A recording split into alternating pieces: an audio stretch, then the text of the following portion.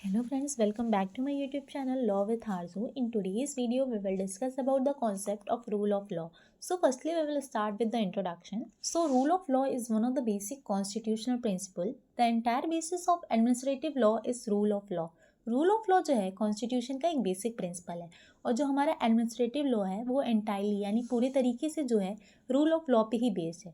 तो rule of law जो है एडमिनिस्ट्रेटिव लॉ का इम्पॉर्टेंट एस्पेक्ट है और रूल ऑफ लॉ जो है एंटायर बेस है एडमिनिस्ट्रेटिव लॉ का।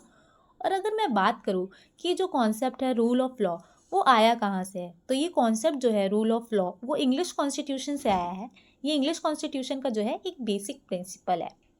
The term rule of law is derived from the French phrase la principle de legalite. ये जो टर्म है रूल ऑफ लॉ वो एक फ्रेंच फ्रेज से आया है, that is la principle de legalite. और ला प्रिंसिपल डी लीगलाइट का मतलब होता है द प्रिंसिपल ऑफ लीगलिटी, मतलब the government based on the principle of law and not of man. इसका मतलब ये है अगर एक गवर्नमेंट है तो गवर्नमेंट शुड बी बेस्ड, वो किस पे बेस्ड होनी चाहिए, प्रिंसिपल्स ऑफ लॉ पे बेस्ड होनी चाहिए, ना कि प्रिंसिपल्स ऑफ मैन। मतलब एक ग्रुप ऑफ सिटीजन्स और ये इंडिविजुअल्स अगर कोई प्रिंसिपल्स बनाते हैं उस पे बेस्ड गवर्नमेंट नहीं होनी चाहिए, बल्कि government should be based on principles of law. इसका मतलब ये हुआ जो ये रूल ऑफ लॉ है वो किसको अपोज कर रहा है, आर्बिट्ररी पावर्स को अपोज कर रहा है। मतलब अनरिस्ट्रेन अनकंट्रोल जो गवर्नमेंट होती है ना उसको अपोज कर रहा है। और अगर मैं बात करूं कि इस कॉन्सेप्ट के ओरिजिनेटर कौन है, इस कॉन्सेप्ट को ढूंढा किसने है, तो इस कॉन्सेप्ट के ओरिजिनेटर हैं सर एडवर्ड कोक। और एवी डाइसी ने जो है इस कॉन्सेप्ट को फर्दर डेवलप किया है अपनी book the law and the constitution में। तो ये जो कॉन्सेप्ट है रूल ऑफ लॉ इसके दो लीगल फिलोसफर है, सर एडवर्ड कोक जो कि ओरिजिनेटर है and second is A V Dicey जिन्होंने इस कॉन्सेप्ट को फर्दर डेवलप किया है। अब हम बात करेंगे कि रूल ऑफ लॉ का मतलब क्या होता है। So the term rule of law means no person is above the law and it is law that rules all. Rule of law का मतलब होता है no person is above the law, law के ऊपर कोई भी नहीं है, लॉ जो है सुप्रीम है एंड लॉ है जो सबको गवर्न करता है, it is law that rules all.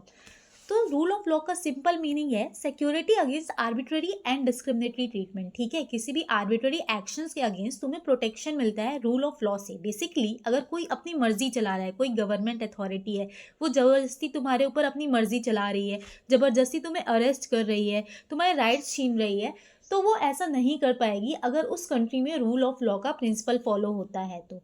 So rule of law is basically power of law, यानी कि लॉ के ऊपर कोई भी नहीं है, चाहे वो किंग हो, क्वीन हो, चाहे कोई भी हो, लॉ जो है सुप्रीम है। Every person is subject to the jurisdiction of ordinary courts of law irrespective of his rank और पोजीशन। मतलब चाहे वो प्राइम मिनिस्टर हो, चाहे कांस्टेबल हो, चाहे क्लर्क हो, उन सब की सेम ड्यूटी होगी, सेम रिस्पॉन्सिबिलिटी होगी अगर कोई ऐसा एक्ट करते हैं जो लीगली जस्टिफाइड नहीं है। Secondly, rule of law also requires that no person should be subjected to harsh, uncivilized और arbitrary treatment। मतलब कि किसी भी इंसान को, किसी भी पर्सन को arbitrary treatment नहीं होनी चाहिए, मतलब उसको सिर्फ उतनी ही पनिशमेंट मिलनी चाहिए जितना की ज़रूरत है फॉर ब्रीच ऑफ लॉ। ये नहीं कि आप अपनी मर्जी से कोई भी पनिशमेंट दे दोगे, अगर उसने ब्रीच ऑफ लॉ किया है तो उस लॉ के अकॉर्डिंग ही उसे पनिश किया जाना चाहिए। प्रोफेसर डाइसी जिन्होंने इस कॉन्सेप्ट को फर्दर डेवलप किया था अपनी book the law and the constitution में, उन्होंने रूल ऑफ लॉ की तीन मीनिंग्स दिए हैं, that is supremacy of law, equality before law and judgement constitution. Judgement constitution को कहीं कहीं प्रीडोमिनेंस ऑफ लीगल स्पिरिट भी बोला जाता है। इन तीनों प्रिंसिपल्स को हम डिस्कस करेंगे नेक्स्ट पार्ट में। Thanks for watching this video.